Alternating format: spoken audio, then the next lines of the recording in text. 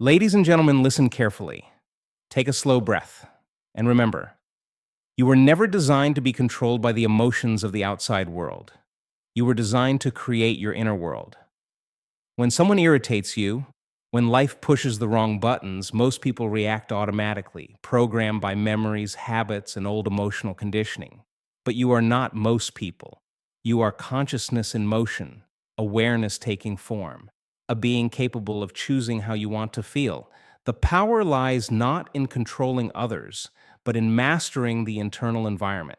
Imagine this: every time someone tries to provoke you, life is simply giving you a measurement, a reading, showing you where you still have work to do. It's not punishment, it's feedback.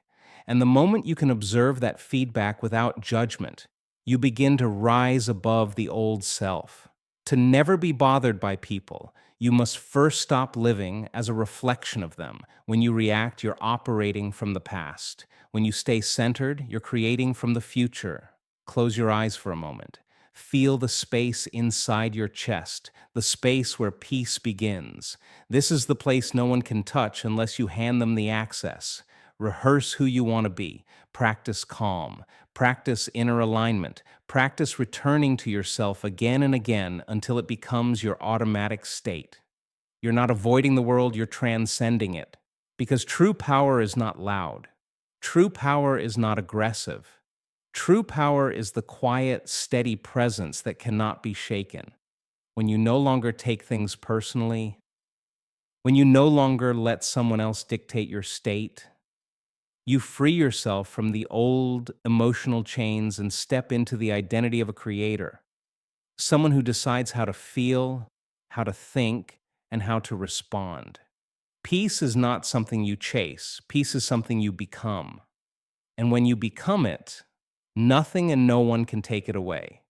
Your emotional state is not a reaction to the world, but a reflection of the world you've created inside yourself. Most people spend their lives believing that their feelings are caused by what others say, do, or fail to do.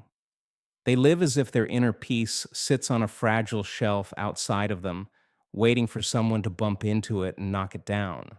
But the truth is far more empowering. Your emotions arise from your interpretation, your perception, and the meaning you assign to events, not the events themselves. The world presents the stimulus, but you provide the response.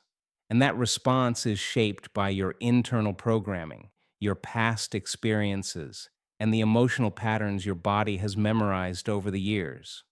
When you truly understand that your emotional state originates within you, something profound shifts. You begin to see that no one has ever made you angry, made you upset, or made you feel unworthy. What really happened is that someone pushed a button you installed long ago. And those buttons were created through repetition, repeated thoughts, repeated fears, repeated memories, repeated emotional reactions.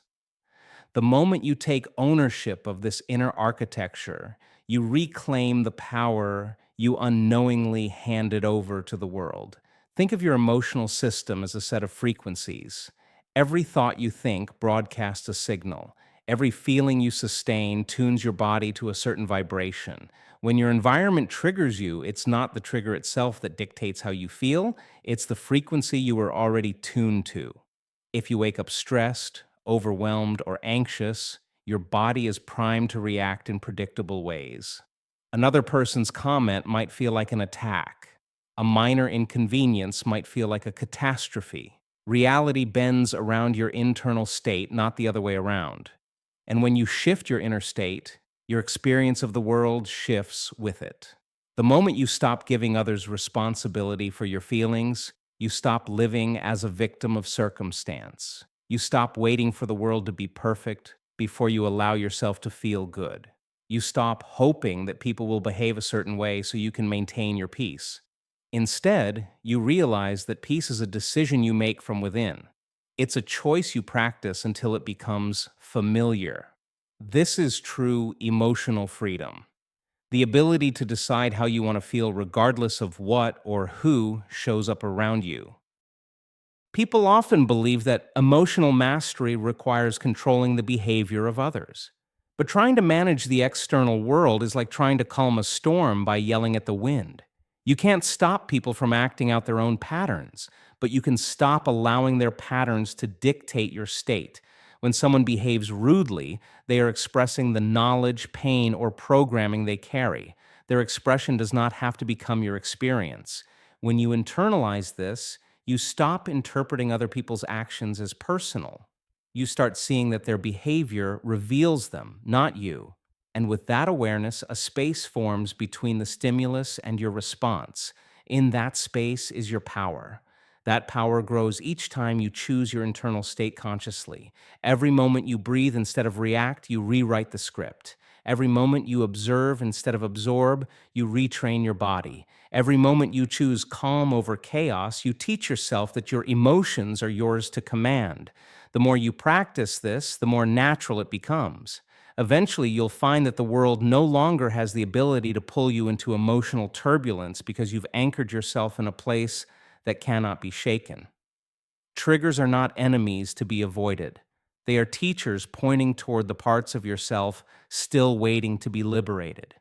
When irritation rises within you, when someone's words or actions create a spike of emotional charge, that moment is not a sign of weakness but a signal, an internal measurement of where your past is still running your present.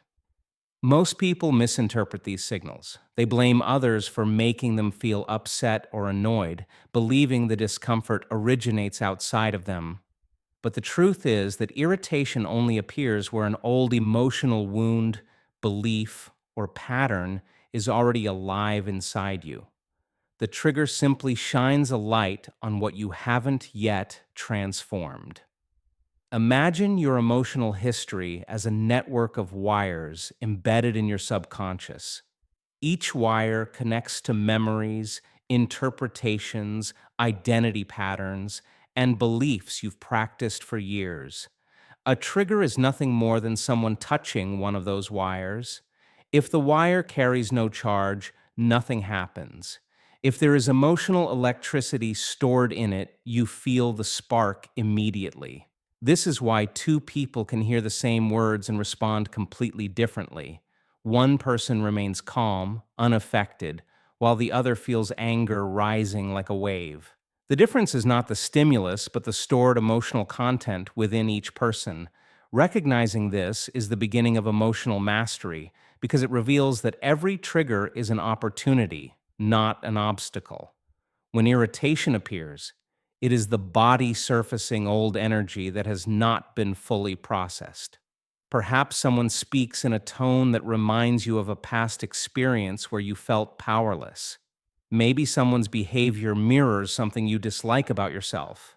Maybe a small inconvenience resonates with a deeper story of not feeling supported or valued.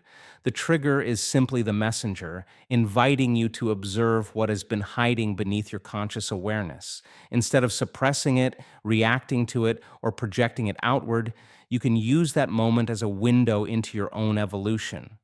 If you approach triggers with curiosity instead of resistance, you transform your relationship with them entirely. Instead of saying they irritated me, you begin asking, what within me is being activated right now?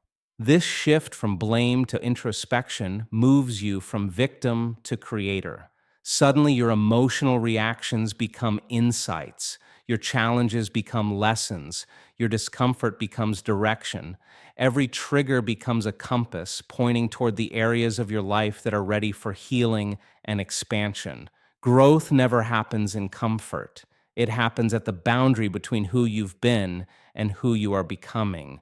Triggers mark that boundary with precision. They reveal the thought patterns that no longer serve you, the emotional habits that keep you cycling through the same experiences, and the unconscious beliefs that limit your peace. When irritation surfaces, your body is giving you a chance to dissolve the pattern rather than repeat it.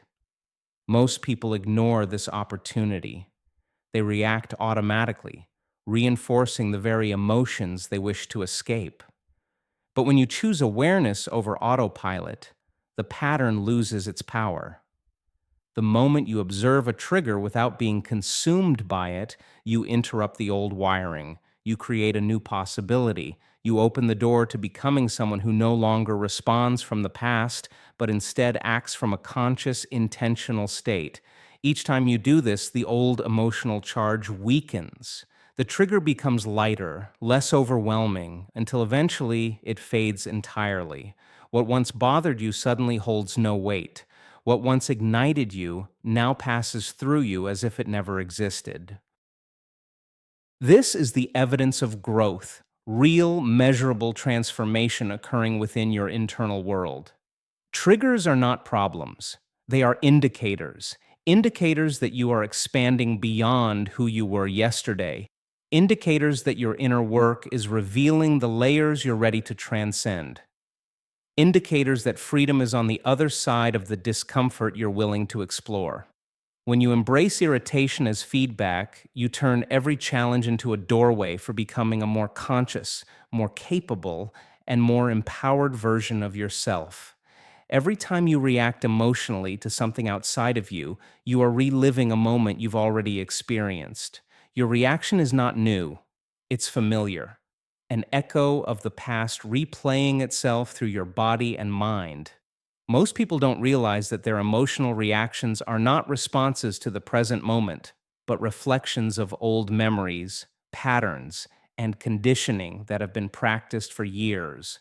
When someone says something that irritates you, when a situation feels overwhelming, or when life pushes against your expectations, your body immediately reaches into its archive of stored emotions and pulls out the habitual reaction it has learned to express. This is why reacting feels automatic.